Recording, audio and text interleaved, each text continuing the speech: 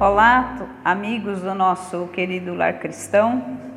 Estamos mais uma vez aqui na nossa casa para fazermos uma reflexão sobre os ensinamentos da nossa doutrina, sobre os ensinamentos de Jesus, e vamos pedindo a Jesus que nos ampare nessa tarefa.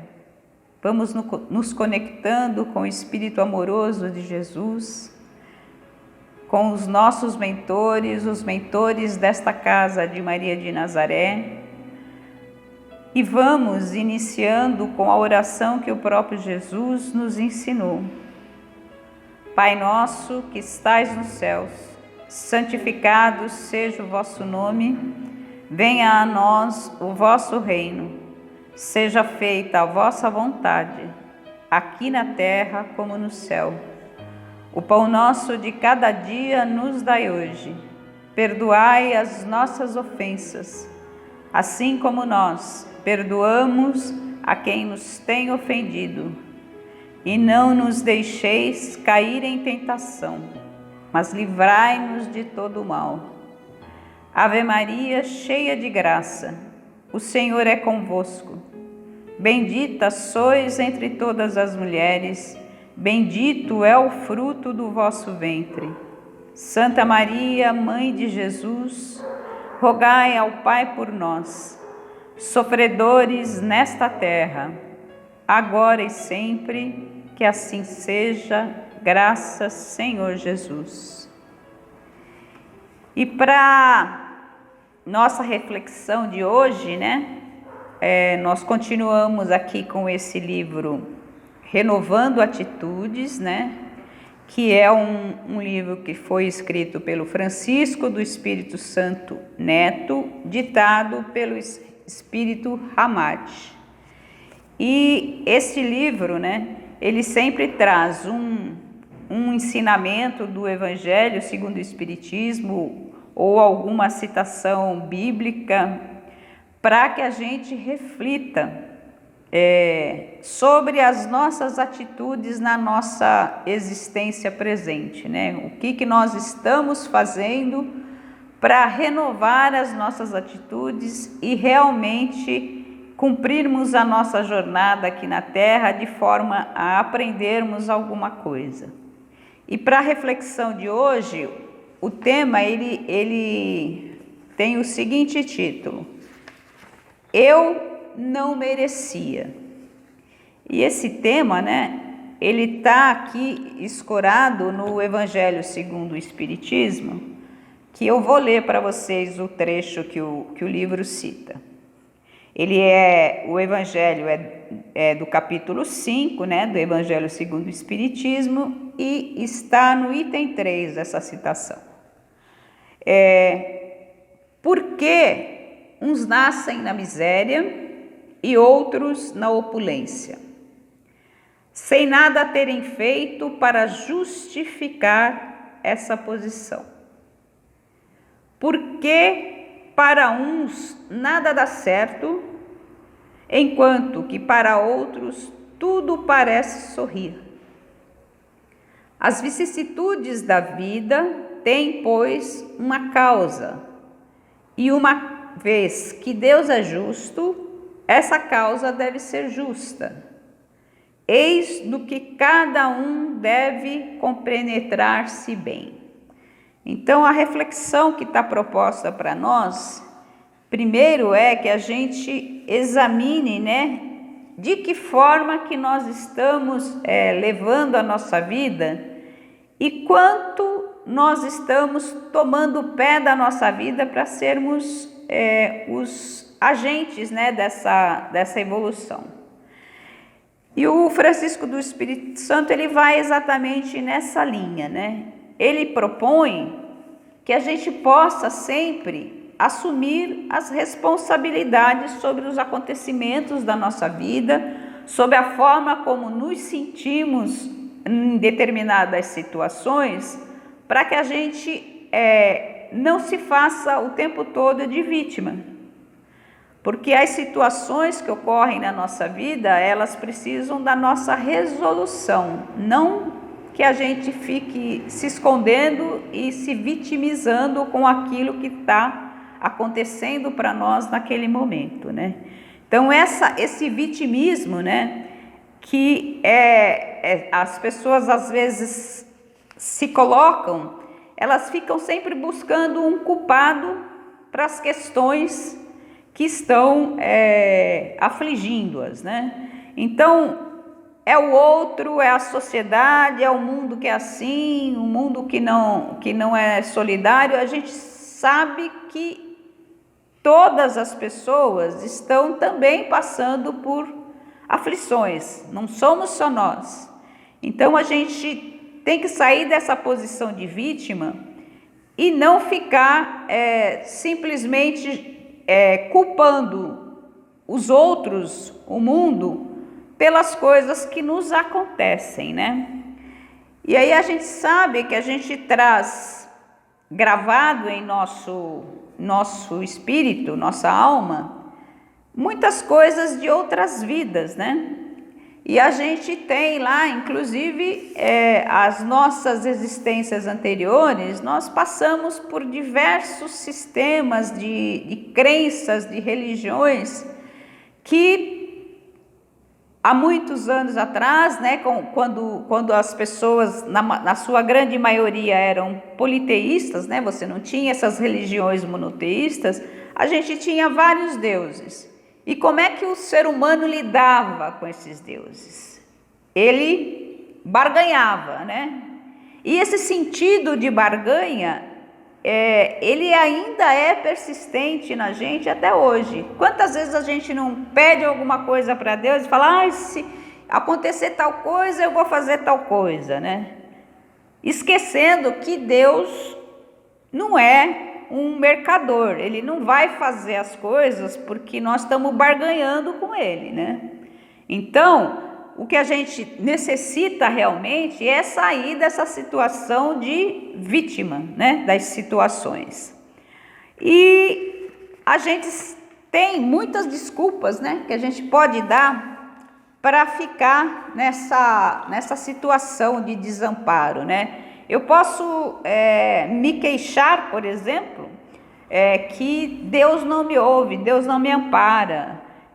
Eu posso, dependendo das minhas crenças, dizer que os astros estão contra, né? Para quem acredita em astrologia, que o momento não era propício, coisas do gênero. E eu posso até me sentir com aquela sensação de que somos pecadores e temos que padecer, né? A gente tem na religião católica, né, a crença de que todos temos lá um pecado original que a gente já nasce com ele. E para nós, na doutrina espírita, o que a gente sempre fala, né, é que nós não somos vítimas. Então, todas essas questões que eu falei antes, né, dos deuses, da conjugação de astros, né, da minha má sorte, tudo isso é uma forma que eu tenho de não encarar a minha responsabilidade naquilo que me acontece. Então, primeiro nós temos que ter em mente que nós não somos vítimas das fatalidades, né? As fatalidades, elas acontecem muitas vezes com a nossa contribuição. E que nós também precisamos e devemos, né, buscar sermos os donos do nosso destino, tomar as rédeas da nossa vida e simplesmente não nos conformarmos com essa posição de vítima. Então, quando o texto fala, né, eu não merecia, ele está aqui nos trazendo a ideia de que a gente precisa, para renovar a forma de encarar a vida, que é a proposta desse livro, eu preciso encarar os meus problemas de frente e tomar rédea deles, e não ficar buscando justificativas no outro, no mundo, na sociedade, para que eu não consiga superar as dificuldades que eu enfrento no dia a dia. E para que a gente possa sair dessa posição de vítima, né? Nós não devemos nos conformar com essa sensação de impotência, né? A gente precisa ter o espírito de busca, de luta, de tentar resolver as situações que se colocam na nossa frente. E também, muitas vezes, a gente não percebe, né, que o nosso jeito de conduzir as coisas, as nossas relações, as situações que a gente enfrenta, eles acontecem na nossa vida e é uma materialização daquilo que a gente tem como ideia, né? Então, nós temos que entrar nas situações que a gente encara de forma a que a gente não materialize essa vitimização na nossa relação do dia a dia, né? Então, vamos sair dessa posição de vítima e vamos perceber que a forma como nós encaramos as coisas, a forma como nós agimos, que é o que vai definir que solução vão ser dadas nas situações, nas dificuldades que a gente enfrenta no dia a dia.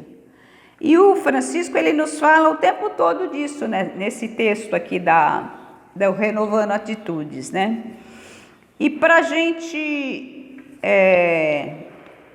conseguir, né, essa proposta reencarnatória hoje, né, que estamos aqui presentes nessa existência, ano 2021, no planeta Terra, com todas essas questões pelas quais a humanidade está enfrentando nesse momento, né, a gente tem que ter dentro, né, da nossa proposta reencarnatória a noção de que todas essas dificuldades, todas essas situações que a gente vivencia, faz parte de um pacote, né? Quando a gente decidiu reencarnar, a gente fez uma proposta de evolução espiritual.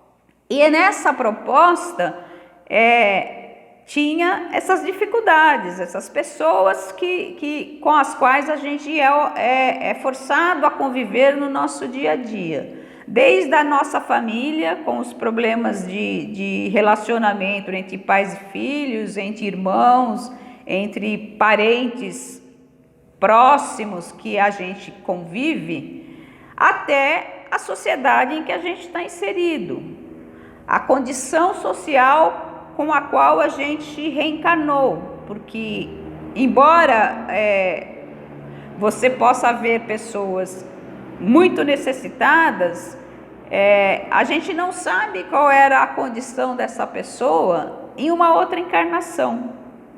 A gente não sabe se essa pessoa não foi uma pessoa de posses, que não soube lidar com isso.